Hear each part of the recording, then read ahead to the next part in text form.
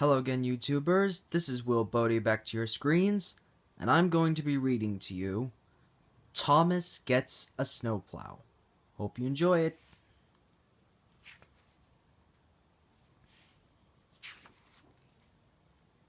Early one winter morning, Thomas rolled out of his shed to check the weather. It had snowed a little each day all week. It wasn't snowing just then, but the sky was gray and threatening. "Looks like we're going to have to get your snowplow soon, Thomas," said his driver. Thomas was a really useful engine, but he did not like wearing a snowplow. "No," he said with a frown, "I'm fine just as I am. Besides, my branch line was clear yesterday. I don't need a snowplow. It's not even snowing." "But Thomas," said his driver, "your snowplow would help you be really useful. Why don't you want to use it?" "Snowplows look silly," Thomas grumbled.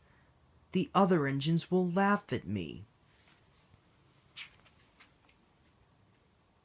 His driver looked up at the cloudy sky and back down at Thomas. "Well, it isn't snowing yet," he said. "Maybe you won't need your snowplow today after all. But you haven't used it since last winter, and we need to make sure it's still in working order. So you're going to have to try it on." "All right," Thomas grumbled reluctantly. When he saw the snowplow, Thomas felt like steaming away. He really didn't want to put it on, but he had agreed.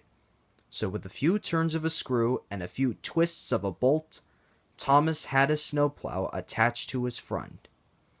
"There now," said his driver, "it fits perfectly." Just then, James and Henry pulled out of the shed and saw Thomas. "Ha!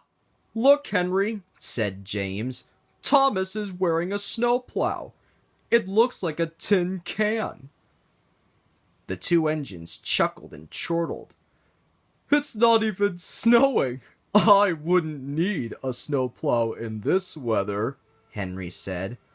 "I'm big enough to get through plenty of snow without one." Thomas blushed and looked down. "Please take it off," he whispered to his driver. "All right," said his driver kindly. "But we may need to come back for it," he added, with another nervous glance at the sky. When Thomas started out, there was some snow on the ground, but the tracks were clear. He didn't need a snowplow at all. His first stop was at a small station by an inn. As Thomas was pulling up, it started snowing lightly. The innkeeper hurried out to unload supplies. "Mighty cold winter we're having, Thomas," he said. "I'll need these extra blankets for my guests." Beep, beep, and Thomas was off again. Thomas's next stop was at the general store, where he had a large delivery to make. "Thank you, Thomas," said the owner of the store. "With this weather, I can never have enough snow shovels, hats, and mittens. My customers will be very happy." Thomas smiled, peeped a farewell, and was on his way once more. By the time Thomas made his last stop, it was snowing hard. The trip home was very difficult. The snow was piling up on the tracks, and it was hard to see. Thomas just went steadily on, concentrating on his warm shed and the other engines waiting for him at the end of the line. "See," Thomas thought, "I can do this without a silly snowplow." Finally, Thomas managed to get back to the shed. Percy, James, and Henry were talking about the snow. "I've never seen it snow so hard," said Percy. Suddenly Sir Topham Hatt hurried in.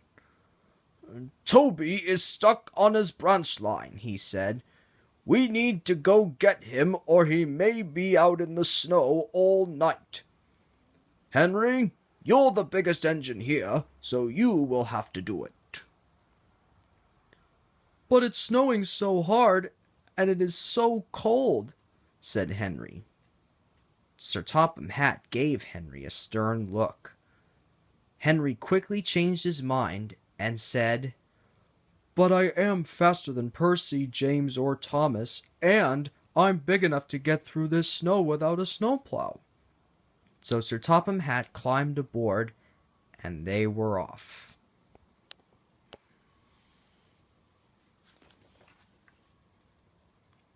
Thomas's driver looked with concern at the swirling snowstorm. "I'm putting on your snowplow," he said. "I have a bad feeling about this snow." So, with a few turns of a screw and a few twists of a bolt, Thomas had his snowplow on again. Just then, the engine saw a strange sight. It was hard to tell in the thick snow, but it looked like Henry backing up into the yard. "I couldn't make it," Henry steamed as he came closer. "The track was covered in snow. I almost got stuck. I could barely back out."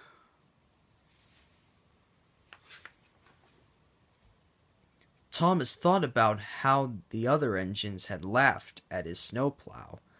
Then he thought about Toby having to stay out in the snow all night. "Sir, with my snowplow, I can do it," Thomas said. The snow was deep along the track, but that was no problem for Thomas's snowplow. It was still hard to see, but Thomas went slowly and carefully. Soon Thomas could tell that what looked like a mound of snow on the track ahead of him was actually Toby buried deep. "Beep, beep." "Toby, I'm here to help you," called Thomas. Thomas crept past Toby and switched onto the same track. He carefully backed up to Toby. His driver jumped down and hooked them together. "Now pull," his driver called. Thomas pulled. He pulled as hard as he could.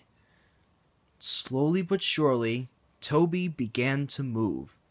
And slowly but surely, Thomas pulled Toby through the snowstorm. "Thank you, Thomas," said Toby. "I would have been out in the cold all night if it weren't for you and your snowplow. I wish a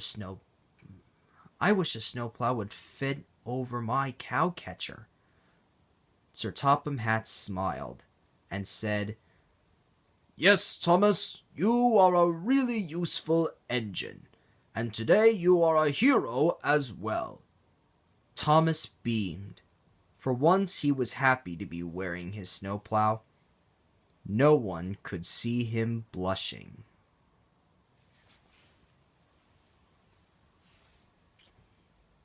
Well, hope you enjoyed this video, and I'll be back later to make more. So, goodbye.